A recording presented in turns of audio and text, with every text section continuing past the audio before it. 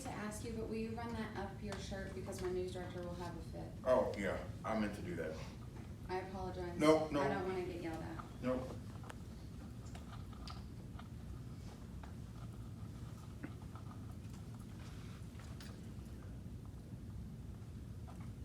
Will that work? Is that okay? You're all mic'd up. Do we need to do a radio check? If we could do a Just name and tell- title, yeah. please. Yeah, my name is Jason Hargett, Lieutenant Jason Hargett. I'm the Lieutenant over the Investigations Division with the Henderson Police Department. Can you spell your first and last name, Yeah, please? my first name is Jason. Last name is Hargit.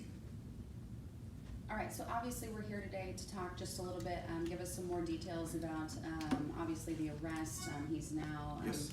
been charged with murder, is my understanding. That's correct. Yeah, so just kind of a little brief backstory. So basically, members of the Henderson Police Department patrol and the Investigation Division responded to the 700 block of Atkinson Street on the early morning hours of July the 27th, 2019 in reference to a shooting. Detectives have spoken with numerous subjects who were present during the shooting occurred, and then witnesses along with detectives were able to identify a Japaris Baker as the subject that was involved and shot Jawan Waddington in the back of the head. According to statements from witnesses, an argument broke out between subjects who reside in Henderson and subjects who reside in Evansville. Japaris Baker brandished a weapon and made statements that he was about to start firing. Witnesses stated that Baker fired several rounds from the intersection of Loeb and Atkinson toward where the majority of the people were standing. Three subjects were hit during this altercation. The victims are as followed: Trayvon Garrett, age 18, of Evansville, Indiana; John L. Henderson, age 18, of Evansville, Indiana; and Jawan Waddington, age 18, also of Evansville, Indiana. Mr. Garrett, the first victim, was shot in the leg and he received medical attention at Methodist Hospital here in Henderson and was released. Mr. Henderson was also shot. He was transported to Deaconess Hospital. As of last night, he was still being treated at Deaconess Hospital in Evansville. And the third victim was Mr. Waddington, and he suffered a gunshot wound to the back of the head, and he was pronounced dead at the scene by the Henderson County Coroner's Office. Since the investigation has occurred, Japaris Baker has been charged with 3 counts. He's been charged with the murder of Jawan Waddington. He's been charged with assault in the first degree for shooting of John L. Henderson, and he's been charged with assault in the second degree with the injury in the shooting to Trayvon Garrett at this time. The investigation is still ongoing, and we don't know if any more arrests are going to be made or not. It's still a very active investigation. It's still a very early investigation. There's a lot of people out there. There were a lot of people there. We would encourage anybody that has any information on this. Our lead detective on this is Detective Shannon Troutman. He's done a fantastic job. He's worked very diligently the last 3 or 4 days since this has occurred. So if anybody has any information, feel free to contact the Henderson Police Department at 270-831-1295 and ask to speak with Detective Shannon Troutman in reference to this case. That's the prepared statement. Any questions, follow-ups? Go ahead. Is there any indication that anybody else was armed?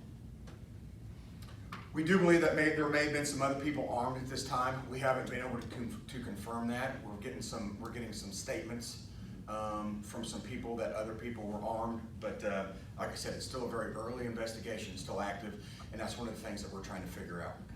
Yes, ma'am. What is the police departments? What is your knowledge of Mr. Baker prior to the shooting? Have you had run-ins with him before? Is he known to law enforcement? Mr. Baker is known to law enforcement. He turned 18 in June, but he is known to law enforcement. He is known to the members of the Henderson Police Department. That is correct. Yes, ma'am. Such as we've had dealings with him in the past, and other instances like Anything that has risen to this level of violence? Like I said, he just turned 18 in June, so nothing since June. Has anything been said about what the fight was about? There's some speculation on the fight. We're hearing maybe that the fight was a carryover from the Dust Bowl basketball tournament that we had here. Again, we're still getting a lot of different statements and a lot of different stories and stuff from the different witnesses, but that's some of the things that we were hearing, that it was a carryover from a fight that broke out during the Henderson Dust Bowl. Between the Between victims some in Evansville Evansville? people and some Henderson people, yes ma'am. We don't Were know if they, do you know if they were teams in this Dust Bowl? Have you identified that yet, been able to identify? we don't know. Like I said, we can't confirm that it was actually, that's what started it. That's just some of the things that we're hearing. Like I said, it's very early on, and we're still trying to figure out and sort everything that happened and people's involvement and stuff like that. Honestly, we're not getting a whole lot of cooperation from people. There's a lot of people that are telling us that were there, and we know that they were there, that were telling us that they weren't even there. So the cooperation is really not, it really hasn't been what we'd like it to be. But that's not going to deter us from investigating this fully. It's not going to deter us to try to bring justice to the family of the deceased and the victims. But we're just asking and we're pleading that if you were there and if you know something, we need your help. We can't do this alone. We're working very hard. We're working very diligently at it, but we still need some help from some people. Do you believe that Japaris, is he the sole shooter in this case? Is he the sole shooter? We believe that he fired the rounds that injured the two persons and killed the third one. Yes. Do you believe that there were multiple shooters? We have evidence on the scene that may suggest that, but again, we're not 100% sure. We're not 100% sure on that, but there's some evidence on the scene that may suggest there were multiple shooters. I know it's a minute detail. There were reportedly more than 100 kids at this Thomason banquet hall. I'm not familiar with that at all. Do you know how they were able to rent this venue out? I mean, they're 17, I guess 18-year-olds. So I don't know. From what I understand, it was being rented out by someone for a album release party. So my guess, I hate to speculate, but probably someone who had the legal authority to rent it out probably rented it out and was hosting a party for an album release. Would be my speculation on that. There was a second shooting in Henderson also over the weekend. Was there any connection with the two? We're still trying to determine that. That question's been asked a lot by a lot of people. We're still trying to determine that. That's still a very active investigation as well. At this point, we just don't know. We don't know if they're going to be related or not. If we get to enough information to say yes, they are related, then we will put something out and let you guys know. If we get to the point to say no, they are not related, we'll do the same thing. We'll let you guys know. But as of right now, both investigations are way early. We're not getting a whole lot of cooperation from a whole lot of people, so it's just hard to tell if they're related or not. is Japaris cooperating at all? Japaris is in jail, and he's been in jail since the early morning hours of Saturday, the 29th.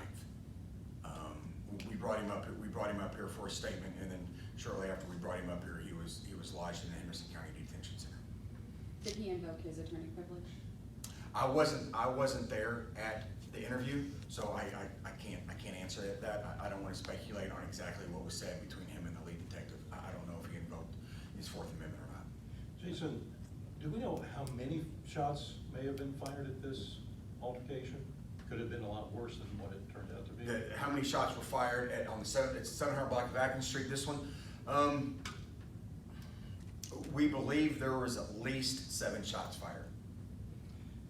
Was he particularly aiming at anybody or just the crowd in general? We don't believe he was aiming at anybody in particular. We don't believe that he targeted, that's a good question, we don't believe that he targeted these 3 individuals in particular. We just kind of believe that he was just kind of randomly shooting at this point. Again, if somebody has information that might help with that, again, we're asking that those people come forward and talk to us. Obviously, you guys are deep in an investigation right now, but this is shootings. They're a problem that we're seeing obviously over in Evansville quite a bit now here in Henderson. Just what is your message to these young men who are carrying around guns and taking people's lives? The message is I was a young man myself once, and when you're a young man, you almost feel like you're invincible and you feel like the world can't touch you and you can do stuff like this. But you've got to be responsible for anything that happens. Once that round leaves the end of your gun, you're responsible for it. And you have to carry that with you for the rest of your life. And if it may be that you've injured someone, then you know you've injured that person for the rest of their life. If you've taken a life, then you have to deal with that. And, you know, a lot of times in situations like this, are we not, you know, there's kind of this saying that says, not only are you taking one life, but two lives are being lost. Because if excuse me, if Mr. Baker is found guilty of these crimes, then obviously he's gonna probably spend a substantial time of his life in prison.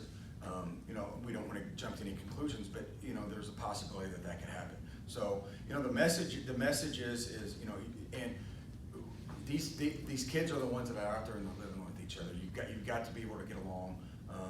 You know, it's okay to have differences, and it's okay to not like everybody, but to settle your differences with just random violence is it's mind-blowing to me, and I can't understand it.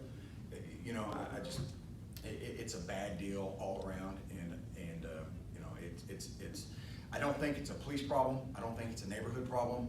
I think it's a community problem. It's gonna take people from law enforcement. It's gonna take people from churches. It's gonna take people from organizations. It's gonna take people from the media. It's gonna take mental health services, social services. It's a problem that we all need to address, and we all need to sit down and look at this head on and try to figure out what we're doing. Because, you know, today it was a mother's son. Tomorrow it could be one of our children that's the victim of this, and that's the last thing we want is any more young men senselessly getting killed on the streets in Henderson and Evansville and Owensboro. It makes no sense to me. And no indication that there's been any kind of like gang related or gang. We are getting some information that this is possibly gang related. Yes, that's correct. So we have some indication that Japaris Baker is claiming to be in a gang over here in Henderson. Again, that's one of the things that we're looking into. Yes, we do believe that there may be some gang relation, not only over in Henderson, but we're trying. I've been on the phone, and some other detectives have been on the phone. We've been working with the Evansville Police Department, trying to figure out some more of the background on some of the victims and stuff like that. So we believe there may be some gang involvement with this situation. Was it ever specified how you got the gun? It was not specified how we got the gun. That we're still trying to figure that out. If he is convicted, what is the time frame he could be facing with this charge? Well, murder carries a life sentence in Kentucky. I believe that's 20 years, and a life sentence that's for the murder. And then the assault first is a Class A felony. Class A felony, it carries 15 to 20, and the assault second is a Class B felony that carries 5 to 10 on each one of the charges, respectively. Did you guys recover a firearm from the scene? We have not recovered a firearm from the scene yet, no.